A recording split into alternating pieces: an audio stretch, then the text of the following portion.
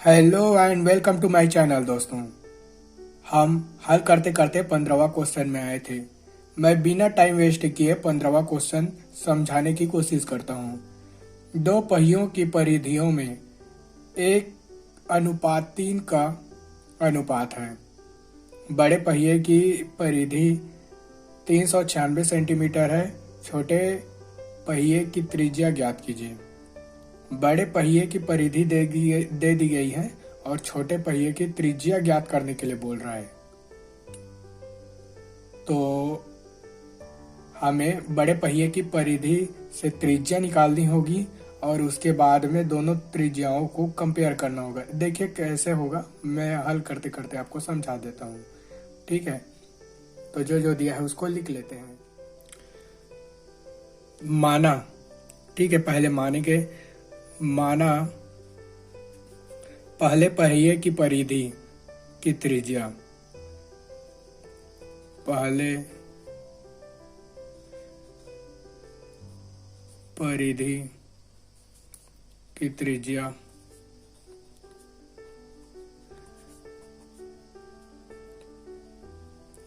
R1, ठीक है, R1 मान लेते हैं। और दूसरे पहिए की त्रिज्या, ठीक है, उसी तरह दूसरे पहिए परिधि की त्रिज्या, पहिए बोल डाला था, परिधि की त्रिज्या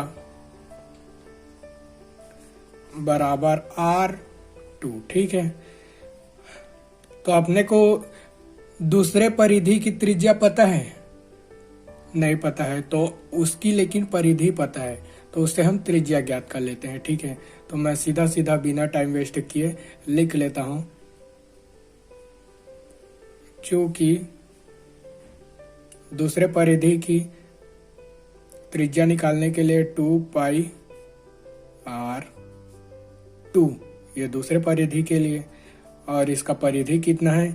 396 सेंटीमीटर है। ठीक है, तो हल कर लेते हैं इसको, पक्षांतर कर देता हूँ। R2 इस पार रहने देते हैं और 396, अब इधर इसको पक्षांतर किया तो 7 ऊपर चला जाएगा और 2 गुणा 22। अब जो कटा है उससे कटा देते हैं। ठीक है, तो यह इजीली कट जाएगा। पहले 2 से कट जाएगा, तो इससे पहले कटा लेते हैं 2 से।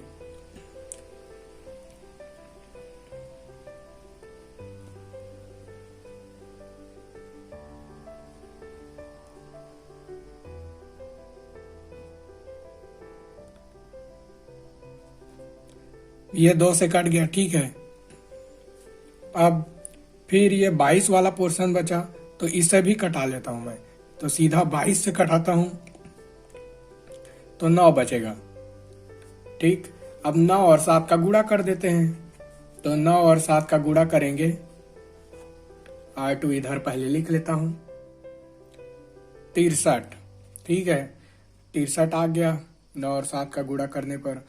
अब उसके बाद प्रश्न अनुसार इतना तो हमें प्राप्त हो गया।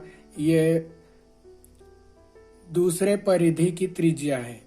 अब प्रश्न अनुसार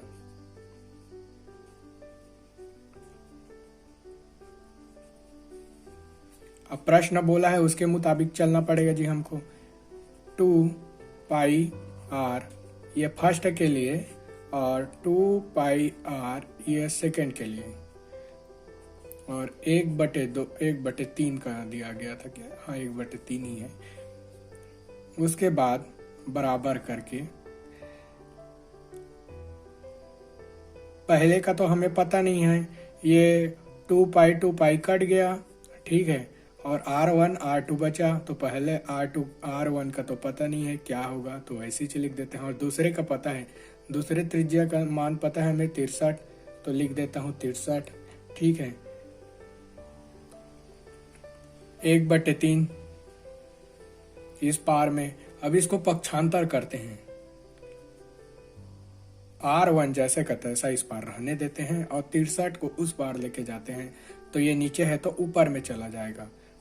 ये, ठीक है। और 3 जैसे का तैसा नीचे उतर गया। अब उसके बाद में क्या करेंगे, इसको कटा लेंगे। तो कटाएंगे तो ये कितना हो जाएगा 21। तो ये आपका 21 ही आंसर है। R1 का मतलब ये त्रिज्या है। किसकी त्रिज्या है, तो पहले परिधि की त्रिज्या 21 सेंटीमीटर है। ये आपका हल हो गया। एक और क्वेश्चन हल कर लेते हैं, ठीक है।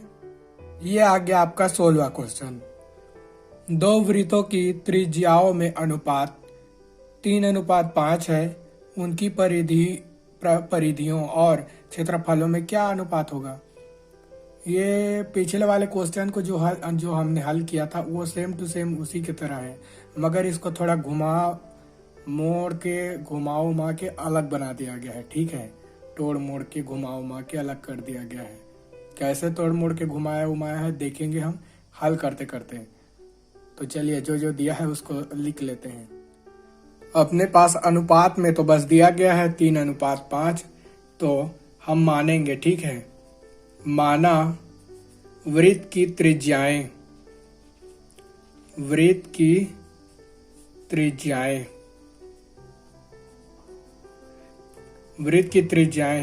R1 पिछले की तरह R2 है, ठीक है।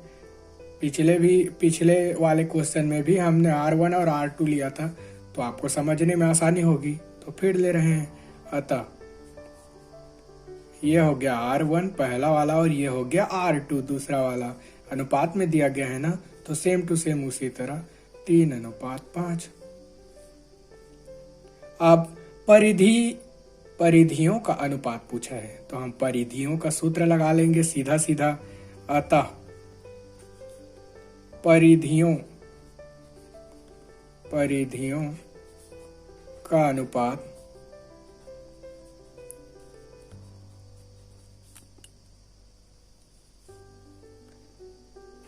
परिधियों का अनुपात 2πr यही होता है। तो पहले वाले के लिए 1 लिख देते हैं और 2πr दूसरे वाले के लिए 2 लिख देते हैं। अब ये 2π और 2π तो कट गया यहीं से। अब r और r2 की वैल्यू पुट कर देते हैं, तो कितना होगा 3 है और 5 है। तो ये आपका निकल गया परिधियों में अनुपात 3:5 ही होगा परिधियों का अनुपात। उसी तरह क्षेत्रफल का अनुपात मैं इधर साइड में लिख देता हूँ, ठीक है। क्षेत्रफल का अनुपात एकदम सिंपल है, 2 लाइन में हल हो जाएगा। क्षेत्रफल के लिए क्षेत्रफल का अनुपात,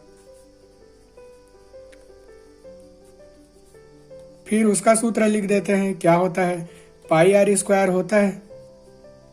तो ये πr² 1 हो गया और ये πr² 2 हो गया, ठीक है। अब फिर हल उसी में पुट कर देते हैं। πr से कट गया, पाई कट गया, सॉरी। और R1 और R2 के लिए उसका जो वैल्यू है उसको रख देते हैं। यही है कोष्ठक के अंदर 2। अब क्या क्या है, ये 9 है और ये 25 है। ये आपका निकल गया। तो 9:25 क्षेत्रफल हो गया और 3:5 परिधि हो गया। यह आपका हो गया हल, ठीक है। एकदम सिंपल था, बस घुमाया गया था क्वेश्चन को। तो जो भी मेरे चैनल पर नया है, चैनल को लाइक शेयर सब्सक्राइब जरूर करिए। Thank you. मिलते हैं नेक्स्ट वीडियो में।